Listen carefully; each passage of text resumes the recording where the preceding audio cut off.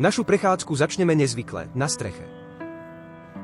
Sme na strešnej záhrade obchodného centra Nivy, ktoré je zároveň aj stanicou pre autobusy.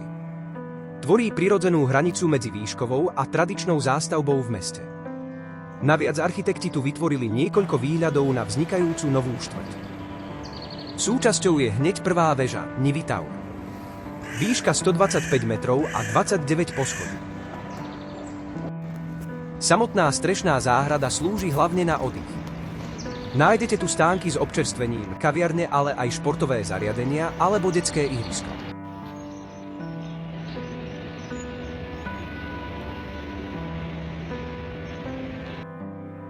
Najdominantnejšími v novej časti je projekt Sky Park. 4 obytné veže sú rovnaké výškou. Majú 30 poschodí a výšku 119 metrov.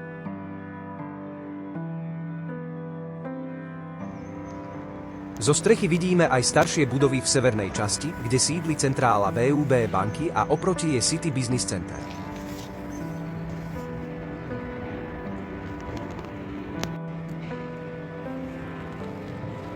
S obchodným centrom susedí objekt Twin City. Architektúra budov reaguje na blízkosť historického centra a vytvára aj mestské uličky. Budovám v tejto časti dominuje Twin City Tower.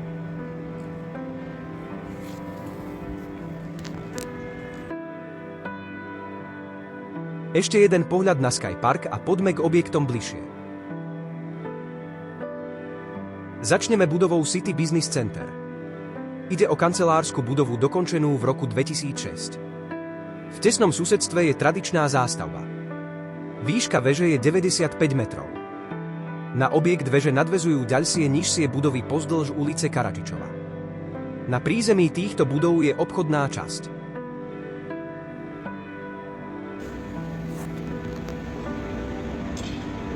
Hneď oproti je už spomínaná centrála banky VUB.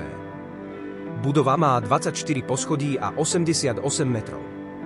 Oválny tvar, ale aj použité materiály onyx, mramor, žula dodávajú budove z roku 1997 na príťažlivosti. Pre verejnosť je prístupné len prízemie s expozitúrou banky.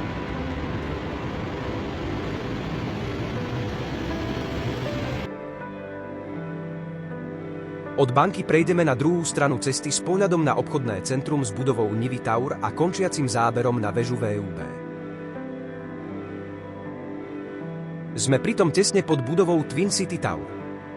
Twin City je kancelárskym komplexom, kde pracuje až 10 000 ľudí. Samotná väža má 84 metrov a dnes sa už popri svojich susedoch výškovo stráca. V každom prípade je ale komplex dizajnovo a architektonicky solídne upravený. Sú tu vytvorené aj obchodné uličky v štýle tradičnej zástavby s tehlovým okladom. Blížime sa ale ku komplexu Sky Park. Tu dôjde akoby ku zmene ponímania priestoru.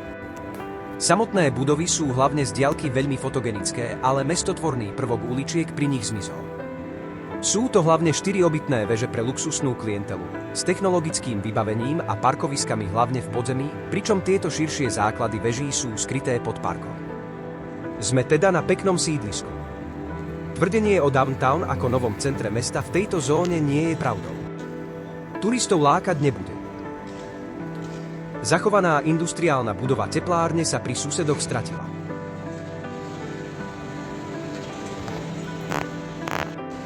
Tento pohľad o pár mesiacov prekryje posledný z objektov Sky Park. Prebieha tu už výstavba najvyššej z budov komplexu. Kým prvé veže majú po 119 metrov, táto väža má byť mohutnejšia s výškou 125 metrov. V pozadí za stavbou sú veže Panorama Towers. Súčasťou je Sky Park Offices. Architektonicky odlíšený od veží, určený pre kancelárie. Výška 80 metrov.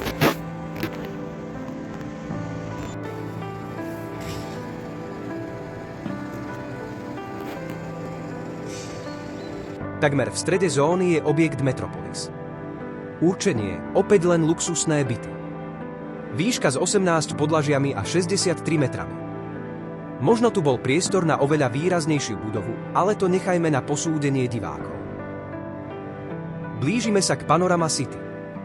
Dve 33 podlažné, 112 metrov vysoké veže trojuholníkového pôdorysu z roku 2016 tvoria vstupnú bránu do južnej časti downtownu. V objektoch sú na prízemí obchody, vyššie kancelárie, ale aj byty.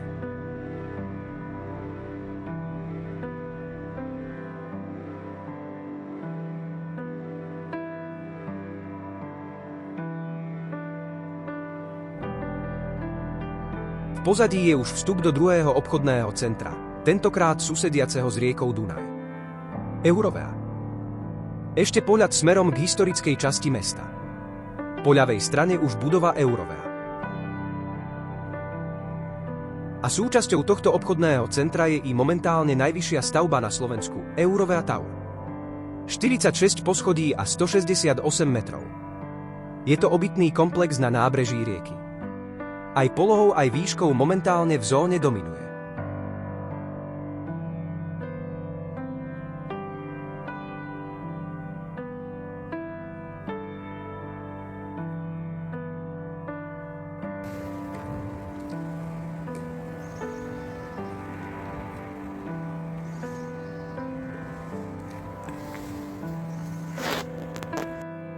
Objekt veže je v tesnej blízkosti mostu cez Dunaj.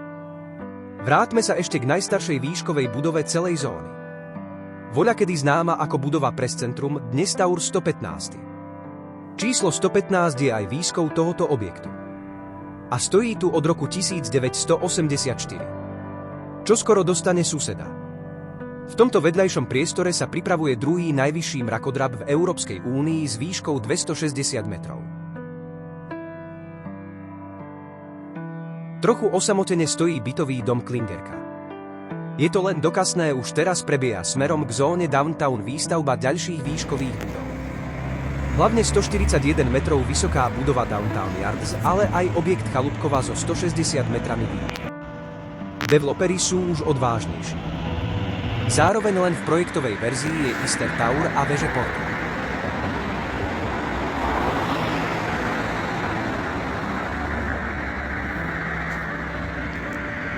Momentálne je veľká časť zóny stále staveniskom. Jednotliví developeri sa predbiehajú v superlatívoch. Nové centrum Bratislavy, srdce, jadro. Za mňa je veľkým plusom, že sa využil hluchý priestor po rafinérii zbombardovanej v druhej svetovej vojne. Komplex je fotogenický a výrazne zmenil tvár Bratislavy. Novým centrom podľa môjho, i keď laického názoru, ale nebude. V tomto smere funguje len samotné nábrežie pri obchodnom centre Eurovea. Možno ďalšie stavby prekvapia.